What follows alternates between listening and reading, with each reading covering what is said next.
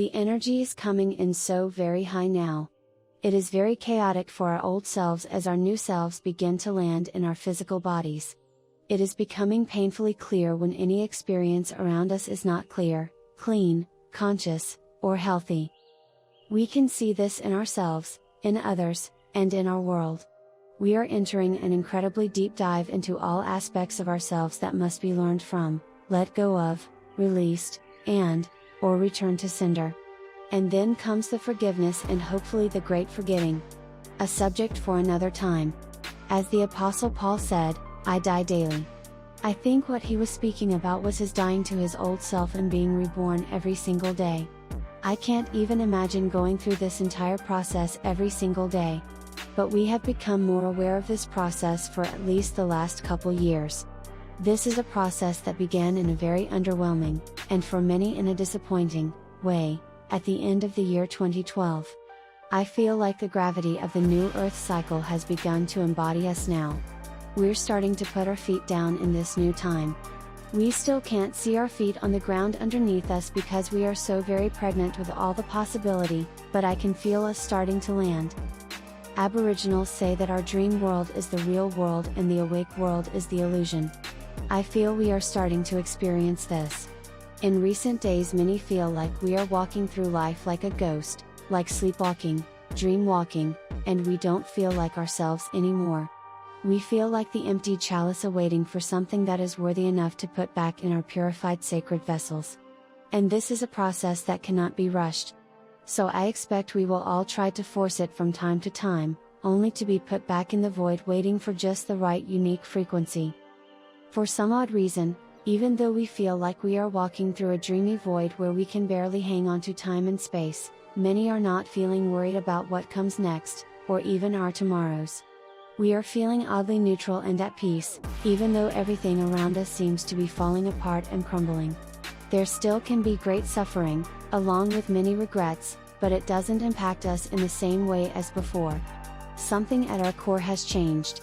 It has changed our base perceptions on how we perceive life. But as things continue to crumble, some things in our lives we can still maintain. Other things crumble beyond repair and there is grief in letting go. At the same time we can feel an odd prevalent peace for where we are right now. Somehow deep inside we know it's going to be okay. We just don't know how. Not yet anyway. We are becoming way more sensitive than we ever have before. Some are bordering the edges of obtaining telepathy. Maybe all the isolation has really helped us in this matter. Even though the process is really quite uncomfortable and takes time for us to adjust. Even little things that are out of alignment with the truth of the new frequencies are so painful that we can hardly tolerate it. It sounds like a challenging situation, but actually it's quite beautiful. The Earth is raising her frequency faster than ever before. The pace is so fast we have no time to think moment to moment, because we are leaping and leaping again into a void, hoping and praying that the landing will be survivable. Because we're in a physical body on this earth, there is no way to avoid rising up with Mother Earth. And now it has become just too painful not to let go and let God. The only way out is through. This time has hit my entire life very deeply. I've had to go into some very powerful deep surrender modes for a lot of reasons. It is the most challenging time I have felt since the mid-1980s, just before the harmonic convergence of 1987. But most of us have a much bigger toolbox now, and deeper wisdom on how to handle situations like this. Still, it's not an easy journey. After the harmonic convergence was a great wave of awakening for uncountable people, and nothing that we could have ever imagined has transpired after that time. My life was completely and totally different, a total reboot that I tried so very hard to avoid. We all try to avoid change. It's human nature to want to hang on to the status quo. But sometimes the universe loves us so much, that it picks us up and puts us right back on track. I can see this time is spherical for sure. We have detoured so far away from truth, or maybe we are just now realizing it. But we are coming back around to a new beginning at a higher frequency.